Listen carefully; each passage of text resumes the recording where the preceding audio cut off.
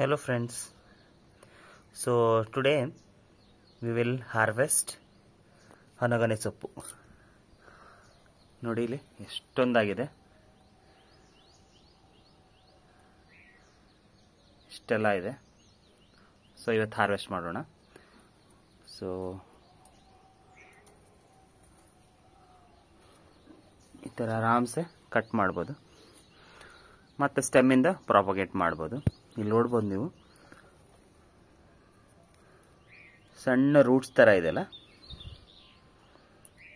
ಈ ರೂಟ್ಸೇ ಮತ್ತೆ ಪ್ರೊಪಗೇಷನ್ಗೆ ಹೆಲ್ಪ್ ಆಗುತ್ತೆ.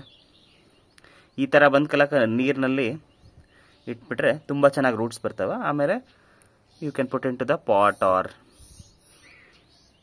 ನೆಲ ಕೆಳಗಡೆ ಇದ್ದರೆ ಭಾಳ ಚೆನ್ನಾಗಿ. ನೋಡ್ಬೋದು, ನಾನೊಂದು ಈ ಥರ ರೌಂಡ್ ಟಬ್ನಲ್ಲಿ ಹಾಕಿದ್ದೀನಿ.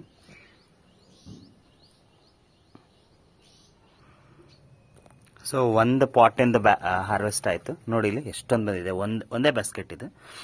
ಸುಮಾರು ಇನ್ನೂ 3-4 ಇದೆ ಈ ಥರ ಬಾಸ್ಕೆಟ್. ಸೊ ಹೋಪ್ ಸೊ ಸಾಕನ್ಸುತ್ತೆ ಇಷ್ಟು ಇವತ್ತು.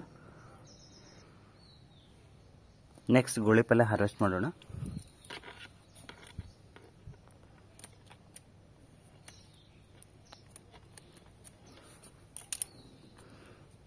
ಎಲೆ ನೋಡ್ರಿ ಎಷ್ಟು ಚೆನ್ನಾಗಿದೆ,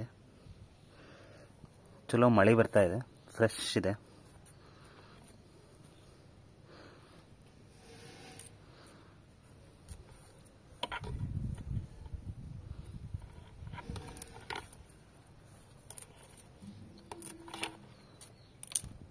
ನೋಡಿಲಿ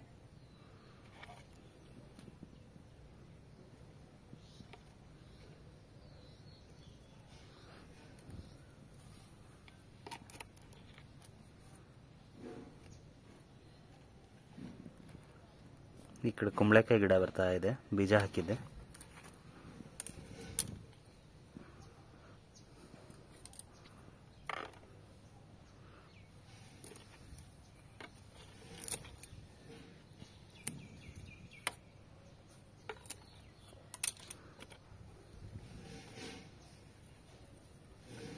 ಹೊರಗಡೆ ಆಲ್ಮೋಸ್ಟ್ ಒಂದು ಸೂಡ್ ಅಂದರೆ ಇಷ್ಟು ಬಂದೇ ಬರುತ್ತೆ.